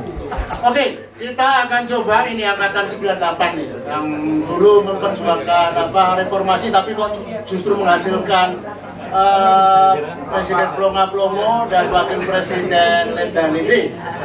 Bung Randy, 2 menit. Iya. Annyeonghaseyo. Jadi gini, ada suasana kebatinan yang mirip 98 pada hari-hari ini. Jadi dalam sejarah pergolakan politik di dunia, nyaris tidak ada satupun presiden yang ditumbangkan oleh kekuatan hukum. Yang ada dan yang terjadi adalah kekuatan rakyat. Jadi saya mengajak para purnawirawan pejuang, saya nggak pakai prajurit karena prajurit itu konotasinya juga di bawah perintah. Tapi kalau pejuang itu dia hadir karena nuraninya. Jadi 98 itu suasananya mirip-mirip hari ini. Wartawan banyak datang dalam pertemuan-pertemuan, ada budayawan yang nggak menangis dulu di layar kaca kayak Mas Eros, ya kan? Karena ada budayawan dan seniman yang menangis melihat penderitaan rakyat hari ini. Jadi ada satu dalil hukum dan ini bekerja tidak di ruang pengadilan atau di ruang konstituante atau di ruang MPR DPR. Dalil hukum itu adalah salus populi suprema lex exto. Kedaulatan tertinggi itu ketika rakyat atau kita semua harus menyelamatkan negeri ini. Maka berdasarkan pengalaman 98, kita ngomong terlalu banyak nggak penting. Yang penting itu adalah kapan kita tentukan titiknya, kapan waktunya, berapa banyak yang kita bisa estimasikan. Karena 98 itu tanggal 17 saya atas nama Ikatan Senat Mahasiswa Hukum Indonesia bertemu dengan fraksi Golkar di DPR. Tanggal 18 kami masuk atas nama Forum Komunikasi Senat Mahasiswa Jakarta. Tanggal 18 tuh. Tanggal 21 malam seingat saya, kemudian ada perintah evakuasi, akan terjadi pertarungan antara Kostrad dengan Marinir. saat itu dipimpin oleh Mayor Jenderal Soeharto. Kita dirayu, ayo adik-adik keluar. Tapi kita bertanya, kita mau dievakuasi kemana? Karena Panglima Kostrmadnya masih Sidia. Takut juga kita jadi rumpon, ya kan? Tapi karena dijamin oleh Jenderal Soeharto, akhirnya kami berangsur-angsur pulang dikawal oleh marinir. Gitu kan. Nah, dari pengalaman sejarah 98, kalau rakyat bergerak, maka DPR itu lumpuh. Sekarang caranya gimana? Barisan itu dipimpin oleh Mayor Jenderal Sunarko, ya kan? Saya udah berkali-kali, bahkan saya bahkan pernah dalam satu forum di Balairung Matra, ya Pak Jenderal. Saya bilang, Pak Jenderal, ayo angkat senjata. Kita pilihannya cuma mati, Pak. Laksanakan. Ya, ayo Pak Jenderal pimpin kita bawa senjatanya. Kalaupun kita akan ditembak oleh pasukan Parcok lah atau Parjo yang nggak jelas itu, ya udah kita mati bareng aja. Ayo. Kita ini sudah melewati suatu fase ketakutan yang teramat parah di zaman rejim Orde Baru, ya kan? Lalu ketakutan apa lagi yang harus kita apa ya? Nggak ada lagi lah. Udah kita nggak punya ketakutan lagi lah, ya kan? Negeri ini kalau dibiarkan 1 tahun lagi makin hancur, bos. Ya, bos. Betul, bos.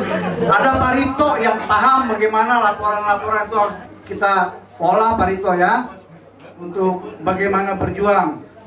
Pak Rito juga banyak jejaring, Mas Eros banyak jejaring, Pak Narko banyak jejaring.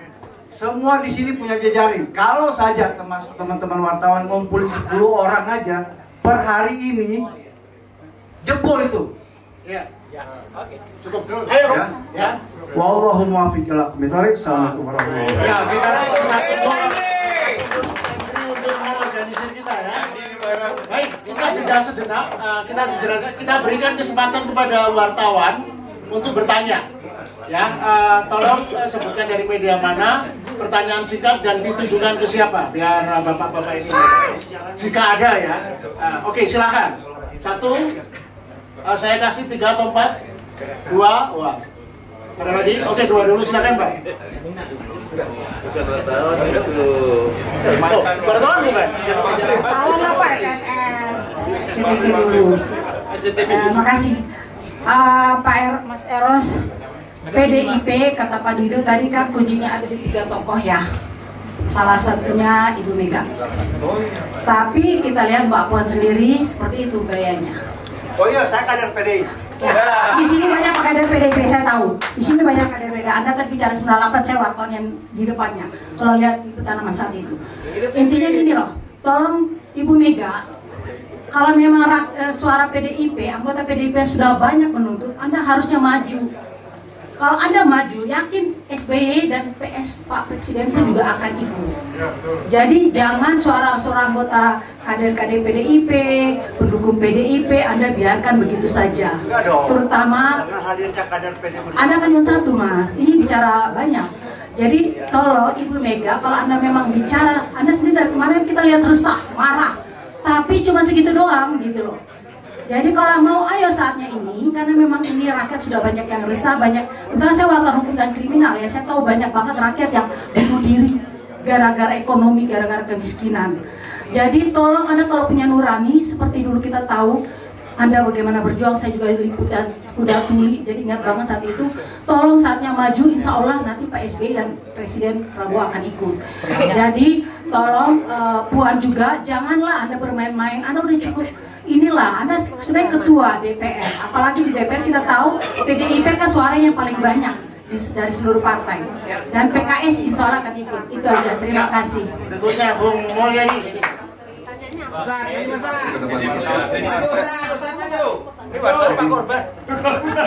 Wartawan apa?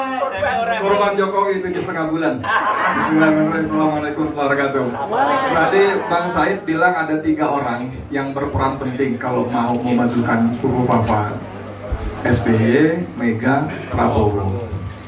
Bang Said, ini ada orang habis gajian, kerja bulanan gajian, lewat Pan Uki malam-malam, dirampok Mas, dirampok habis duitnya, lalu rampoknya ngasih 25.000 nih buat ongkos pulang. Lalu, nah persis persis ini yang saya mau ngomong. Lalu dia cerita di teman kantornya, gini, wah rampoknya baik banget, gitu loh. Jadi ini Jokowi ngerampok Indonesia 10 tahun, lalu Prabowo bilang, hidup Jokowi, terima kasih Jokowi, gitu loh. Maksud saya begitu gitu loh. Jadi saya mau tanya kepada para senior yang saya hormati ini, bagaimana caranya bikin Prabowo siuman? Nggak perlu Mega, nggak perlu SBY. Kalau Prabowo siuman, bilang Sigit, Listio, kamu usut. Kalau nggak, kamu saya pecat sekarang. Dia usut, kalau nggak, kamu pecat sekarang. Tolong kasih tahu saya. Yang pertama, yang kedua, saya mau lanjut ke sini. Titiknya di mana? Kumpulnya di mana? Berapa orang? Biar Mas Narko kasih komando. Sampai kasih komando. Ya, saya kasih beri kesempatan lagi satu atau dua wartawan yang ingin bertanya. Wartawan ini biasanya doorstop. Oke, kalau belum ada mungkin pertanyaan dijawab dulu ya, Mas Eros singkat sama Bang Said itu. Karena pertanyaan untuk Mas Eros terkait Mega. Susah dijawab. Gini Pak, sebetulnya pertanyaan jelas. Cuman alamatnya untuk hari ini mungkin salah, ya. Karena saya pun mempertanyakan hal yang sama, ya. Jadi Anda mungkin masih dalam suasana tahun 98, ya. Ini tahun 2025 dan segala sesuatu sudah berubah, ya. Kadang-kadang saya juga tidak mengenal partai yang saya dirikan juga, gitu ya. Tahu jawab loh. Ya, saya bertanggung jawab jelas, pasti, itu nggak usah khawatir.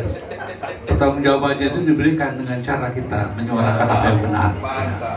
Jadi kalau Mbak betul-betul meneliti ya, kan katanya dong perhatikan ya, kalau pertanyaan itu nggak perlu lagi dipertanyakan, sudah dijawab dengan apa-apa yang dilakukan sekarang ini. Nah makanya saya pribadi ya saya maafkan aja si Puan ya, lu pasti anak kecil, tidak mengerti sama sekali reformasi itu. Jadi kalau umpamanya sekarang kita terlalu berharap banyak, ya, yang dia dibesarkan dalam satu situasi seperti ini, mungkin salah alamat juga gitu ya. Dan saya juga mau aja ya, ayo kita kumpul di mana, titik mana. Permasalahannya, ayolah kita dengan tenang ya. Coba kita menggalang itu. Sebab sudah banyak teriak-teriakan, sudah banyak, dan gak ada yang datang. Itu kenyataan ya. Makanya yang saya inginkan adalah kesadaran kita bersama aja ya. Tanpa nanti mengatakan hanya 3 orang, gitu ya. Ya boleh aja bilang 3 orang ya. Kalau rakyatnya nggak mau nggak bisa juga. Nah jangan juga terlalu percaya bahwa seolah-olah gambaran Mbak dulu tuh ya. Jadi itu yang namanya PDIP itu bukan satu entitas lagi. Jangan salah gitu ya, bukan satu entitas seperti dulu. Begitu juga yang namanya aktivis. Aktivis sekarang juga bukan yang satu entitas, banyak emblemnya ya. Nah makanya melakukan yang namanya the new paradigm untuk ke depan ini perlu dipikirkan bersama. Teriakan-teriakan mengajak segala itu yang saya sudah bosan dengarnya dan tidak pernah terjadi. Nah untuk itu mungkin lebih saya percaya bahwa satu penyelenggaraan atau pengorganisasian ya yang lebih taktis dan strategis itu diperlukan. Dan saya rasa sudah menyudahilah omongan-omongan yang mari kita berontak gitu. Ayo, gitu. Saya sudah buktikan itu. Yang di sini kan belum tentu banyak yang buktikan. Kita di lapangan dan membuktikan itu. Ya. Nah makanya sekarang yang saya ajak, sudahlah, jangan juga teriakan terlalu keras itu ya. Mungkin yang bisa kita perlukan sekarang pengorganisasian yang lebih keras dan lebih cerdas. Nah itu aja yang bisa saya jawab. Jadi Mbak, mohon maaf kalau saya mengecewakan karena Anda masih melihat dan membaca cara membacanya gitu. Kacamatanya mungkin Mbak yang perlu diganti. Ya, karena objeknya sekarang sudah berbeda dan tidak bisa dikatakan apakah ada PDIP kan pasal ditanyakan, tidak ada. Yang adalah Megawati gitu ya. Apa yang ada PDIP kan tidak ada sebagai partai. Nah, Anda masih menghubungkan PDIP, Megawati, PDIP. Itu satu hal yang mungkin diperlukan untuk perenungan lagi, ya. Dan tidak semudah, sesimpel itu kita melihat persoalan yang sangat pelik ini, sehingga saya takut nanti salah baca. Itu aja Pak ya, maaf kalau nggak menyenangkan. Ya, Bang Said Didu diminta membuat Prabowo siuman, gimana tuh? Saya tidak tahu apakah kebetulan setiap ada desakan kepada dinasti Jokowi langsung muncul Prabowo untuk membela, itu setiap. Contoh saat mau pelantikan penentuan menteri langsung menghadap ke Solo kan, karena saat itu bahwa isu bahwa menteri-menteri dari Jokowi out dan masuk PDIP, langsung Prabowo terbang ke Solo 13 Oktober menghadap Jokowi.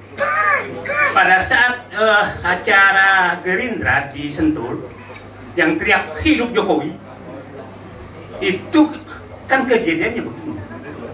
Pada saat sampai sekarang Gerindra kan belum menentukan pengurusnya, karena saat itu Munas menetapkan bahwa Prabowo akan maju 2029. Info yang kita dapat, Jokowi marah karena mau anaknya, maka diobati dengan teriak hidup Jokowi. Pura-pura hidup. Ya, nggak tahu siapa itu beneran. Nah, yang ketiga, saat Bobi mulai disentuh dan sekitar ini di Medan, itu langsung menyatakan mari kita hormati Jokowi. Jadi memang saya nggak tahu, kalau kita tanya orang-orangnya menyatakan ini strategi, tapi ini memang strategi tikungan tajam yang sangat berbahaya, karena mohon maaf di sekitar Prabowo itu adalah orang-orang Jokowi. Orang-orang Jokowi yang ada pendukung Jokowi 24 karat mungkin ada di ruangan ini. Nah, itu yang problem Pak. Jadi menurut saya, ya saya setiap ini berdoa saja, ya Allah bikin siuman Prabowo kembali ke jati dirinya. Musuh utama Prabowo adalah otaknya dipaksa keberlanjutan, tapi pikirannya itu adalah menyelesaikan paradoks Indonesia. Nah, itu kontradiksi terus dalam diri. Jadi saya hanya mengajak semua ini, mari kita sama-sama berdoa agar Prabowo jadi siuman dan lepas dari bayang-bayang Joko Widodo. Karena Joko Widodo betul-betul membuat kerusakan yang sangat berat, tapi Prabowo tidak pernah mengeluh atas beban itu. Coba kemarin waktu 2023 24 Oktober kan menyatakan utang cuma 8.000 triliun. Tahu-tahu sekarang di muka Menteri Keuangan menjadi 10.000 triliun. Berarti hanya sekian bulan bertambah 2.000 triliun. Artinya ini kau kerja duit Mulyono Mulyani, ya, Mulyono Mulyani yang selalu dibangga-banggakan, itu menyembunyikan utang agar nama baik Prabowo Jokowi masih bagus. 2.000 triliun dalam waktu 2-3 bulan. Ini clear sekali. Jadi, nah terus Pak Prabowo masih percaya Mulyani, masih percaya yang lain, sementara dia dikerjain. Jadi saya menganggap, ya Allah, saya tahu Pak, saya berharap betul pemikiran Prabowo masih tetap patriotisme dan nasionalisme bergaya Rambo, malah saya tekan internasionalis, tapi hatinya janganlah terlalu maha pengasih kepada perusak negeri. Karena saya menyatakan Pak Prabowo sekarang walaupun pidatonya mulutnya menyatakan berantas korupsi, ambil aset negara, tapi terlalu maha pengasih kepada para perampok. Terima kasih. Jadi jawaban saya, mari kita semua berdoa agar kembali Prabowo siuman. Terima kasih. Assalamualaikum warahmatullahi wabarakatuh. Tepuk tangan untuk kita semua, Bapak Ibu, karena teman-teman wartawan ini mesti tayang berita ini jam 6 nanti ya. Jadi kalau sudah tidak ada pertanyaan dari teman-teman wartawan akan kita akhiri. Tapi saya beri kesempatan kepada perwakilan dari Purnawirawan TNI yang ingin menjadi penutup. Pak Fahrul, Pak Slamet, Pak Deddy Budiman. Pak Sugiarto. Oke, Pak Sugiarto singkat kemudian ditutup oleh Pak Fahru Rosi ya. Oke. Tolong singkatkan.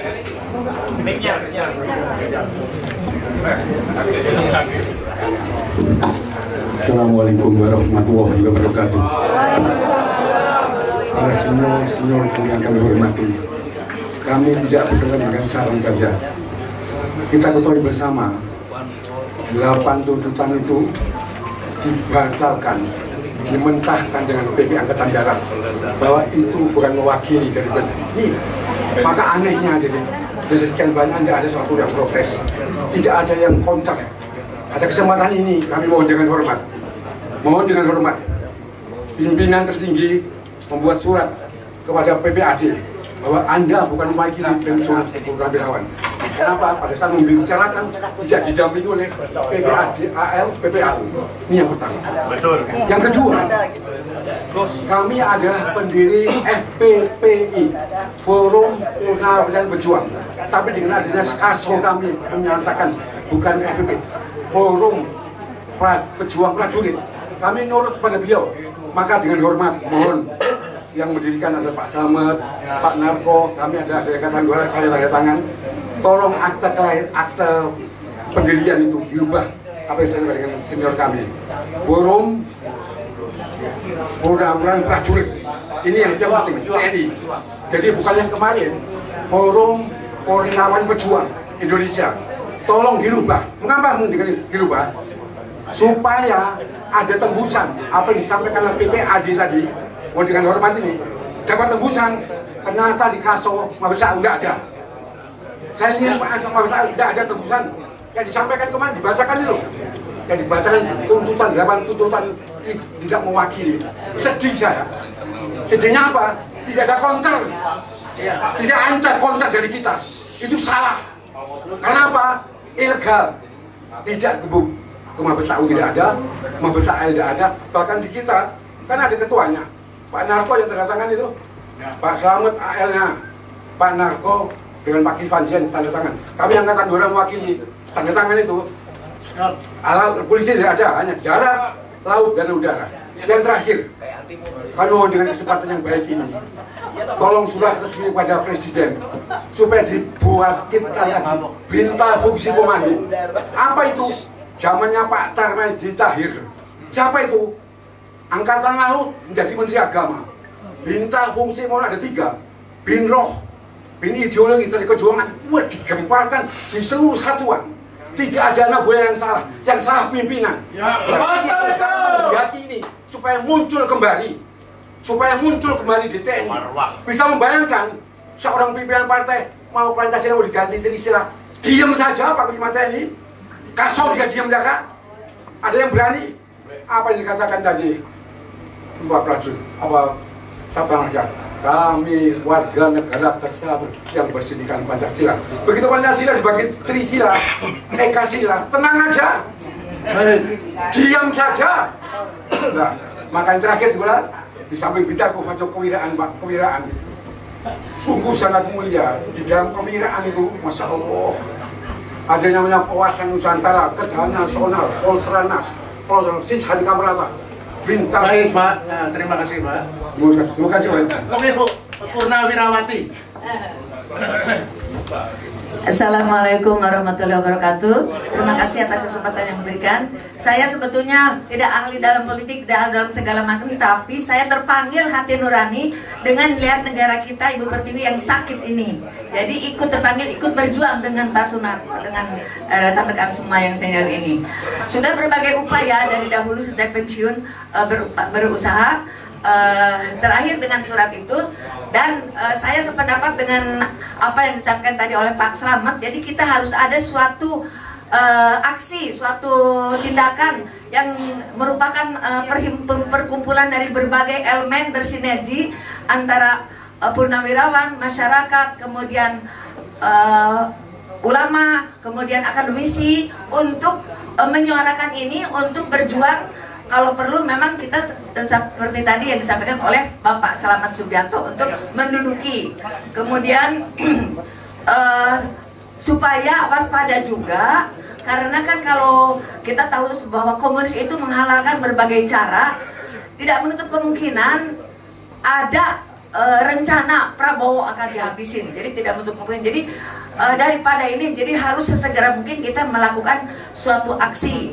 Jadi kita ini merupakan suatu ikhtiar yang daripada diam, karena kan sebagaimana yang disampaikan oleh ulama Buya Hamka, kalau melihat kezaliman di depan mata, kalau kamu diam saja, pakailah kain kafan. Nah, makanya kami ini sekalipun apa yang semampu saya ikut berjuang dengan bapak-bapak semua di sini untuk demi tegaknya NKRI, demi NKRI tetap berdiri, tidak dikuasai oleh komunis, tidak dikuasai oleh Cina. Terima kasih. Semangat merdeka.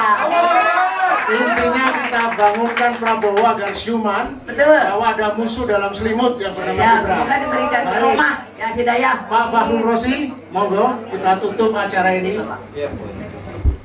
Baik teman-teman sekalian, kami Purnawirawan yang ikut tanda tangan atau yang maju di depan tanda tangan merasa sangat bangga dengan dukungan-dukungan yang luar biasa ini.